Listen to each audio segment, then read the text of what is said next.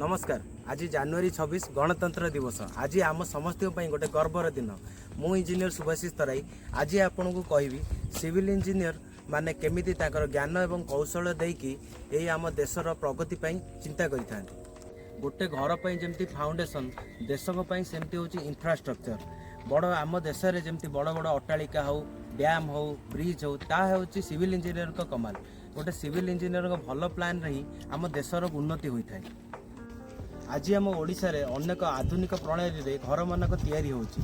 Kalinga design रो इच्छा जे ओडिशा लोक मानकु गोटे सुलभ मूल्य रे स्ट्रॉन्ग घर देव एवं सिविल इंजीनियरिंग पद्धति रे देव, जहा द्वारा कि आमे देखिबा को गले आम देशर प्रगति हम। से आम कलिंग डिजाइन आपण मानक गोटे स्टेबिलिटी गोटे सिविल इंजीनियरिंग रो प्रॉपर गाइडेंस रे आमे आपन को घर प्लानिंग डिजाइनिंग प्रोवाइड करतो। ए गणतंत्र दिवस रे आमे संकल्प करिवा जे जेकोनसी घर आमे निर्माण करूचंदी ताको सठिक पद्धति रे एवं नियम प्रणाली रे करिवा। आपन को पुणी आउथरे ए गणतंत्र दिवस को अनेक अनेक शुभेच्छा एवं शुभकामना। जय हिंद, जय जगन्नाथ।